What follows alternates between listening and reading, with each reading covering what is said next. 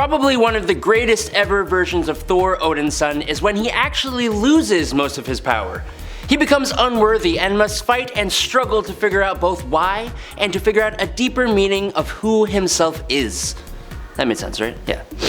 The Unworthy Thor story, written by Jason Aaron, is one of the most amazing, and today on Top 10 Nerd, we're gonna break down 10 unworthy Thor facts you need to know. I'm Adam Andrews, let's get into it. Number 10. Why is he unworthy? What better way to start off this list with actually talking about why the heck there is an unworthy Thor in the first place? As some of you know, Gorr the God Butcher was a rather significant enemy for Thor. He killed many other gods and threatened to end them all, and he was fueled by his belief that gods were full of hubris and pride and that the universe would be way better off without them.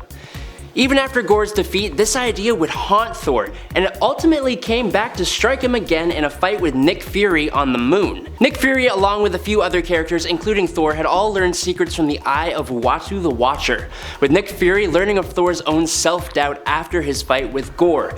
So in the climax of Original Sin, all Nick Fury had to do was whisper in Thor's ear that Gorr was right. These 3 words were enough to riddle Thor with enough self-doubt to drop his hammer and become unworthy. Number 9. Jane Foster. After Thor became unworthy, his mighty hammer Mjolnir ended up in the hands of Jane Foster, who was dying of cancer. Picking up the fallen hammer, Jane became the new mysterious wielder of the power of Thor, and became one of the coolest iterations of the character in my opinion. The original Thor initially came into conflict against Jane, but eventually accepted that the hammer was no longer his to wield. He believed himself unworthy of his own name, which to him was more of a title. He passed the title of Thor off to Jane Foster, not exactly knowing who she was, and decided to go only by his surname. Number 8. Odinson. After giving up the name or mantle of Thor, this unworthy Thor decided to now only go by the name Odinson. And you know what? There is still a hell of a lot of power behind that name. Even without Mjolnir, Odinson is still half Elder God and half Asgardian, and an extremely strong Asgardian too, considering he is the god of strength. He also still has more stamina than almost all other Asgardians, he is still incredibly durable, still incredibly fast, still immortal, still a master warrior, and he is still able to wield the lightning. Beyond that, he has the help of his allies who he has gained over the thousands of years he's been alive. He also has an incredibly cool looking black Uru arm after Malekith cut off his normal arm. Oh, and he wields a weapon he is still all too familiar with. Number 7. Jarnbjorn. Jarnbjorn was the dwarven forged battle axe composed of Asgardian steel and created for Rana, one of the original members of the Valkyrie. After she mysteriously disappeared, having been assimilated by the Headless Celestial, Jarnbjorn was stored in Asgard's armory and eventually taken up by the younger Thor a long time before he was ever able to wield the mighty Mjolnir. Eventually, after a lot of stuff involving Celestials, King the Conqueror, and the Apocalypse Twins, Jarnbjorn was replaced in the Asgardian armory. When Thor could no longer wield Mjolnir after his battle with Nick Fury on the moon, Thor took up Jarnbjorn once again.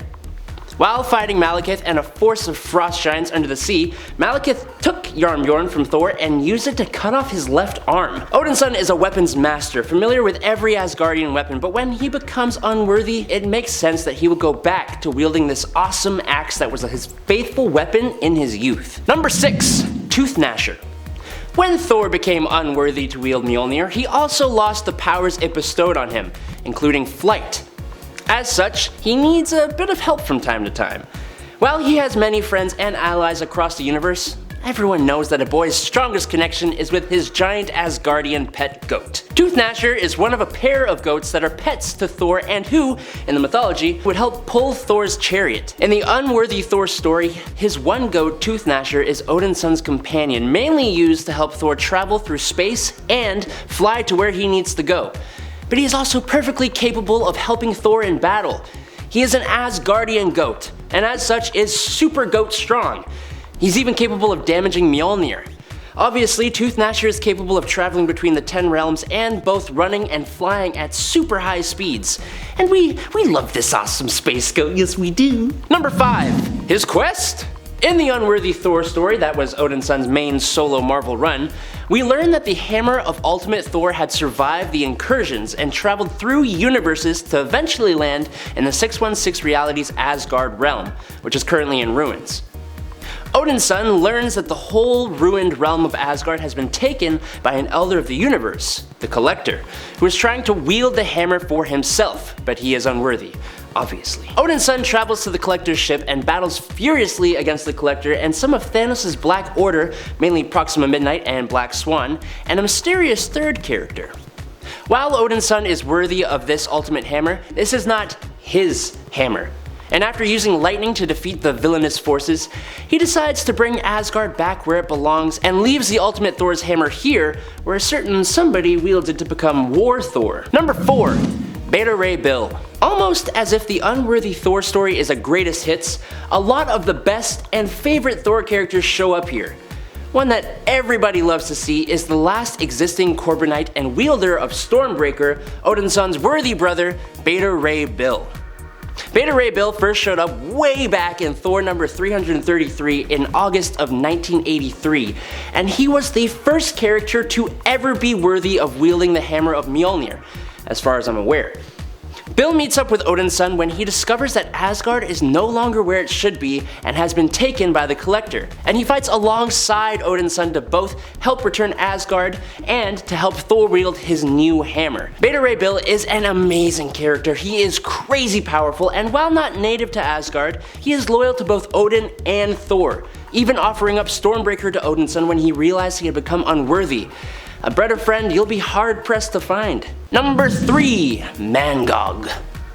Sometime after the events of Unworthy Thor and after Jane Foster Thor had been challenged by the Shi'ar gods, the Mangog, one of the most powerful entities in all of Marvel Comics, was released and resurfaced, attacking War Thor when he reclaimed the Ultimate Universe Mjolnir. When Asgardia's Watcher, Heimdall, lowered his head for a moment, Mangog attacked with blinding speed and fury.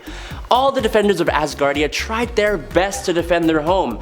Odinson stood by his father's side, but they failed to stop this creature. Odinson assisted Jane Foster Thor in fighting the monster while his people evacuated Asgardia. In order to put an end to the Mangog, Jane fastened it to Mjolnir with an unbreakable chain and hurled them into the sun. Since this action resulted in Mjolnir's destruction, Jane returned to her human form and passed away due to her cancer. Number 2. Thor Again? Unwilling to let Jane go after she passed, Odinson attempted to channel the god Tempest to use its power to revive her. Odin joined him too, since he had seen hesitation within Jane's own soul at the gates of the afterlife, and they were successful in bringing her back. With the destruction of Mjolnir and her inability to continue as Thor, Jane convinced Odinson to rise up again and reclaim his name and identity. Odinson finally became Thor again, but alas, he still did not have his mighty hammer. Not that he needs it to be the amazing character we all know he is, but still. Number 1. Worthy Again. In order to find a way to overcome the returned Malekith, Thor nailed himself to Yggdrasil, the world tree, which had taken root in the sun. Because that makes sense. After sacrificing his left eye and the last shards of Mjolnir in his possession, Thor figured to recruit his older and younger selves, the ones that he had defeated Gorr the God Butcher with. The 3 of them were joined by Jane Foster, who had temporarily returned to her Thor form by the rebuilt hammer of the War Thor. During battle against Malekith, who had empowered himself with the Venom symbiote, the god Tempest manifested in the sun and Thor commanded it from Earth to reforge Mjolnir in an extremely awesome moment. The hammer came down and landed right in front of Thor Odinson, and he, having realized that his struggle to become worthy in itself was what made him worthy, picked up his hammer.